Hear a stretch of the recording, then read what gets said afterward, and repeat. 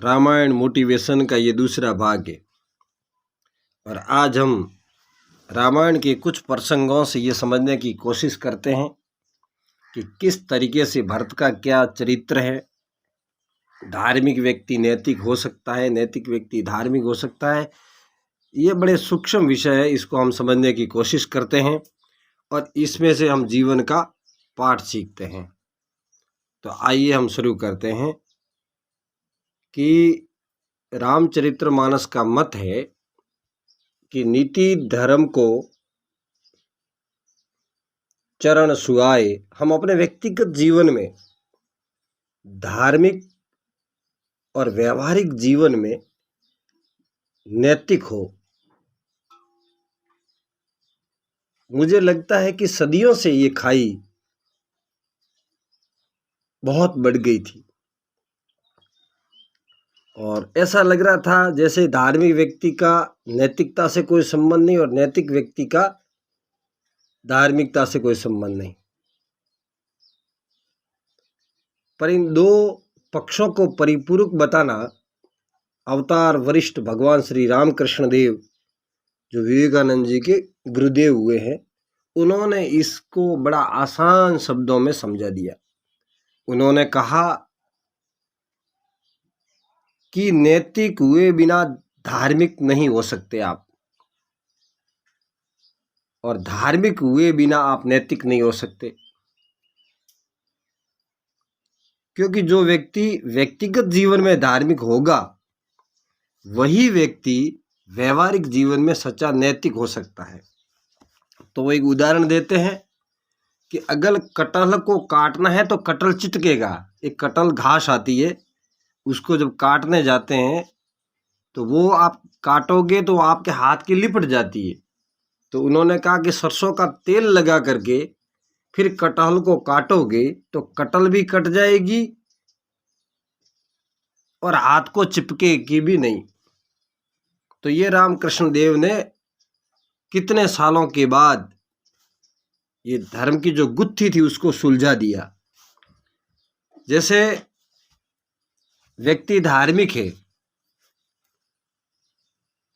अपने व्यक्तिगत जीवन में, लेकिन व्यवहारिक जीवन में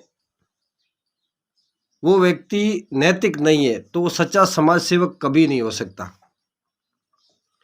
क्योंकि धार्मिक हुए बिना वो व्यक्ति अच्छा काम कर ही नहीं सकता, और कर भी लिया तो वो बोलेगा मैंने किया, उसमें कर्ता भाव आ जाएगा। जैसे भरत, धर्म धुरंधर भरत के बारे में कहा जाता है कि धर्म की ध्वजा थे भरत। जो भगवान वनवास को जाते हैं तब नंदी वन में एक कुटी बना करके राज्य के बाहर भरत जी रहते हैं। रहते तो है, लेकिन वो भी गुफा बना करके, गड्ढा खोद करके। तब किसी ने पूछा कि ये गड्ढा खोद के अंदर बैठने की क्या जरूरत है, धरती के ऊपर आप बैठ सकते हैं।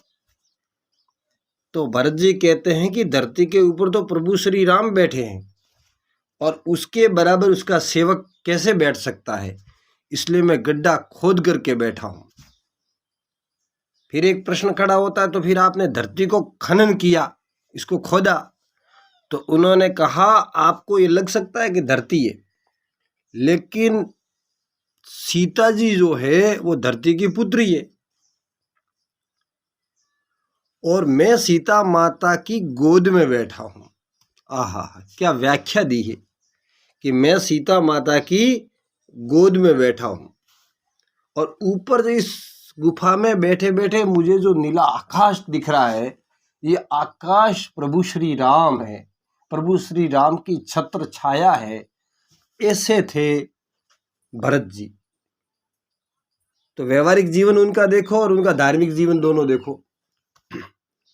तुलसीदास जी कहते हैं भरत जी के बारे में, जो न होत जगत में जन्म भरत को, सकल धर्म धरनी धरत हो।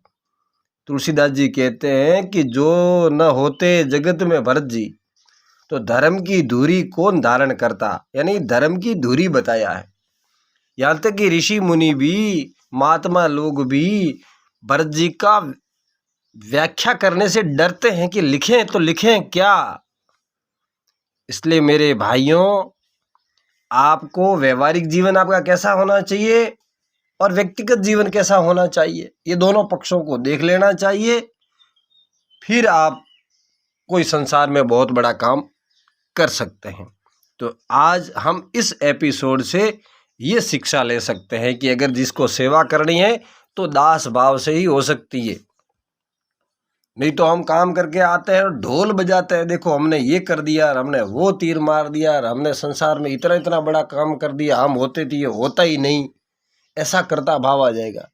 इसलिए आपको इन धार्मिक ग्रंथों से जो आपको शिक्षा मिलेगी, ये विश्व का कोई भी विद्वान ऐसी व्यवहारिक शिक्षा आपको नहीं दे सकता जो तुलसीदास जी की रामचरित्र मानस में मिलती है। जय श्री राम, जय श्री राम।